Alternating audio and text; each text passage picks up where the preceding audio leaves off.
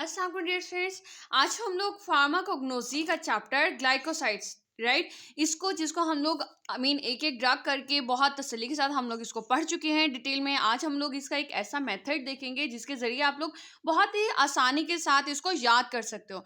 अगर तो आप लोग इस तरह से इसका टेबल बना लो, ठीक है, और इसके अंदर एक कॉलम बनाते हो प्लांट का, एक में कॉमन नेम्स और सिनोनिम्स, और एक में इसके बायोलॉजिकल सोर्सेस लिख देते हो, एक कॉलम में फैमिली, एक कॉलम में केमिकल कॉन्स्टिट्यूएंट्स और एक कॉलम में इसके मेडिसिनल यूजेस लिखते हो। ठीक है, यानी कि यहाँ पे ड्रग लिखी, उसके सामने ही उसका कॉमन नेम, ठीक है, उसके सामने उसका बायोलॉजिकल सोर्स, उसके सामने फैमिली, उसके सामने उसका केमिकल कॉन्स्टिट्यूएंट लिखते हो और फिर उसके मेडिसिनल यूजेस लिख देते हो।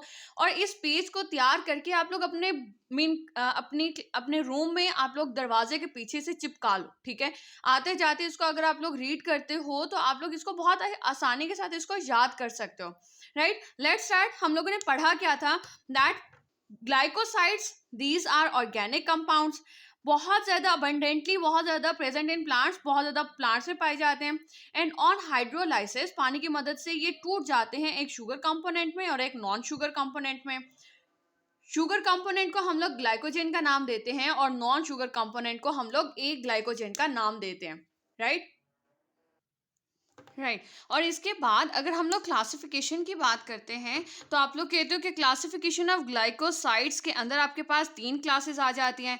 नंबर 1 आपके पास आता है एंथ्राक्विनोन ग्लाइकोसाइड्स, राइट, जिसके अंदर सेना, एलो और रुबाब आ जाते हैं। फिर आता है आपके पास कार्डियोटोनिक ग्लाइकोसाइड्स जिसमें डिजिटालिस और स्ट्रोफेंथस आ जाता है। और फिर सापन ग्लाइकोसाइड्स जिसके अंदर ग्लाइसराइजा, इनके ग्लाइसराइजन ग्लाइसराइजेटिक एसिड आ जाता है।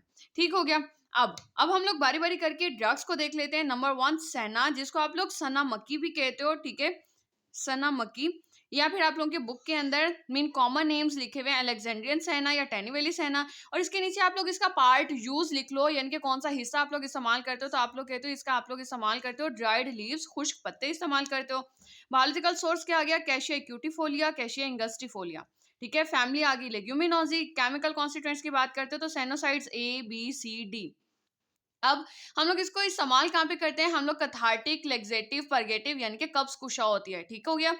फिर अब हम लोग कैसिया की बात करते हैं तो कैसिया क्या है, कैसिया होता है अमलतास। ठीक है, उर्दू में लिखते हैं तो हम लोग ऐसे लिख सकते हैं, इंग्लिश में लिखना चाहते हो तो वर्डिंग आप लोग इसकी ऐसे लिख सकते हो अल्फाबेट्स में।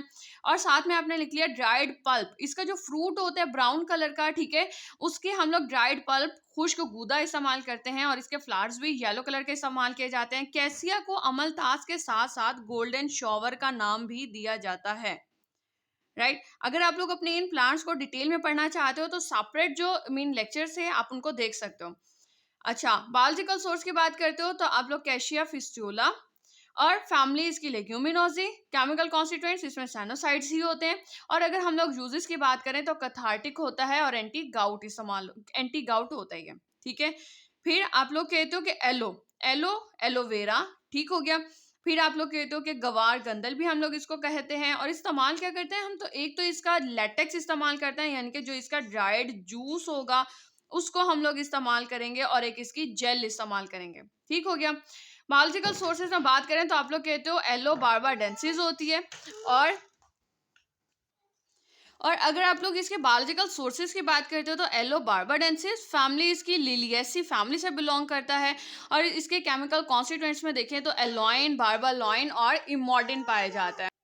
अब हम लोगों को पता है कि जैसा कि इसका ड्राइड जूस भी इस्तेमाल किया जाता है और जेल भी, और दोनों के अपने अपने यूजेस हैं। तो डिटेल देखना चाहते हो तो आप लोग इसके लेक्चर में चले जाओ। यहाँ पर हम लोग क्या लिख लेते हैं, हम लोग सिर्फ और सिर्फ याद करने के लिए, शॉर्टकट के लिए, परगेटिव है ये। ठीक है, कब्ज कुशा है, स्किन डिजीजेस के लिए है, जल्दी अमराज के लिए, हेयर टॉनिक यानी कि बालों के लिए भी ये मर्ज कुशा हो जाएगा, वाउंड जख्मों पे के लिए भी इस्तेमाल किया जाता है। ग्लाइसराइजा, जिसे आप लोग मुलट्ठी कहते हो, उर्दू में लिखना चाहते हो तो आप लोग इसको ऐसे लिख सकते हो, मुलट्ठी। ठीक है, या फिर इसको लिकोराइस रूट कहा जाता है। ठीक है, लिकोराइस या लिकोराइस रूट कहा जाता है, और हम लोग इसका रूट्स एंड राइजोम इस्तेमाल करते हैं। बायोलॉजिकल सोर्स की बात करते हो तो ग्लाइसराइजा ग्लैब्रा।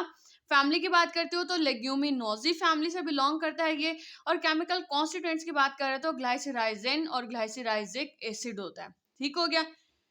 और अगर हम इसके मेडिसिनल यूजेस की बात करें तो डिमल्सेंट यानी कि नर्म करने वाला, एक्सपेक्टोरेंट खांसी के लिए, बलगम वाली खांसी के लिए, डायूरेटिक के तौर पे यूरिन के फ्लो को बढ़ाने वाला, इमोलिएंट यानी कि नरम मुलायम करने वाला, और फ्लेवरिंग एजेंट यानी कि खुशबू और जायका देने वाला। इन इंडस्ट्री यानी कि हम लोग इन फूड इंडस्ट्री इसको इस्तेमाल करते हैं जायका देने के लिए।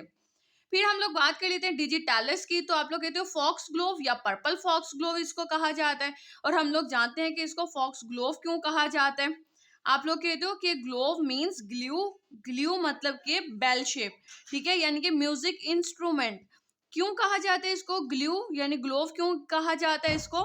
क्योंकि इसके जो फ्लावर्स होते हैं वो बेल शेप के होते हैं, ठीक है, इस वजह से इसको ग्लोव, ग्लू, ग्लू से निकला है, इसको ग्लोव कहा जाता है। और फॉक्स जो था वो इसको इसको इंट्रोड्यूस करने वाले का नाम जब इंग्लिश में ट्रांसलेट किया गया तो उसको आपने फॉक्स के अंदर ट्रांसलेट किया, ठीक है। और वैसे इसके इसके नाम को लेकर, मीन कॉमन नेम्स को लेकर और भी बहुत सारे मैथ्स हैं, ठीक है, जिसमें से एक अभी आपके साथ डिस्कस कर ली।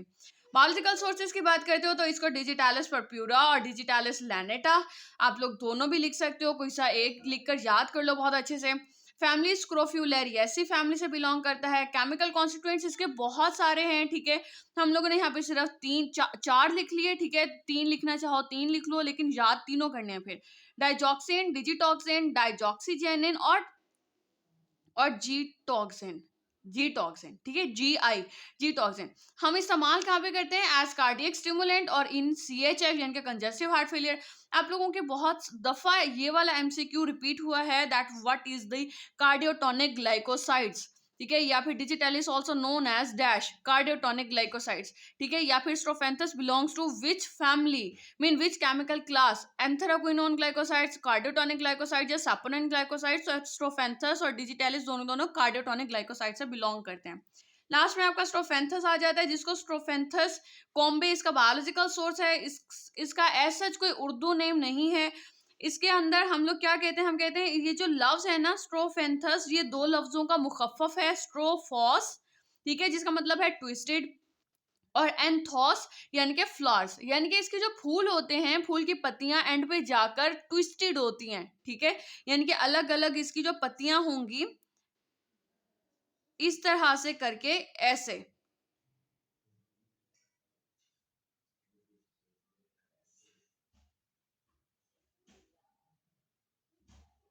राइट। अच्छा, फिर हम अगर फैमिली की बात करते हैं तो ये एपोसाइनेसी फैमिली से बिलोंग करता है। और अगर हम इसके केमिकल कॉन्स्टिट्यूएंट्स को देख लें तो स्ट्रोफेंथिन के, कोलिन और कॉम्बिक एसिड। और मेडिसिनल यूजेस की बात करते हैं तो इसको हम लोग कहते हैं ये भी कार्डियोटॉनिक है, यानी कि दिल का मर्ज कुशा है, डायूरेटिक है, और एरो पॉइजन, एरो पॉइजन मतलब कि हम लोग इसको किसके लिए इस्तेमाल करते थे? तीर के ऊपर लगाने के लिए, जंगों में भी इस्तेमाल किया जाता था और हंटिंग में भी इस्तेमाल किया जाता था, यानी कि शिकार के लिए, राइट। अगर आप लोग इसका इस तरह से बना लेते हो, टेबल बना लेते हो, तो पूरा का पूरा चैप्टर एकदम आपसे याद हो जाएगा इंशाल्लाह। और अगर आप लोग इसको बनाकर अपने दरवाजे के पीछे इसको पेस्ट कर देते हो, ठीक है, और फिर एक दिन में एक दफा जरूर पढ़ा, तो आप लोगों को एक हफ्ते के अंदर अंदर ये पूरा का पूरा चैप्टर बहुत अच्छे से याद हो जाएगा। आई होप कि आपके पेपर की तैयारी बहुत अच्छी होगी। अगर कोई क्वेश्चन हो तो आप लोग कमेंट सेक्शन में क्वेश्चन कर सकते हैं। इसका PDF मैं डिस्क्रिप्शन बॉक्स में डाल रही हूँ। अब तक के लिए इतना ही। कोई क्वेश्चन हो तो कमेंट सेक्शन में क्वेश्चन करें। Thank you so much. Allah Hafiz.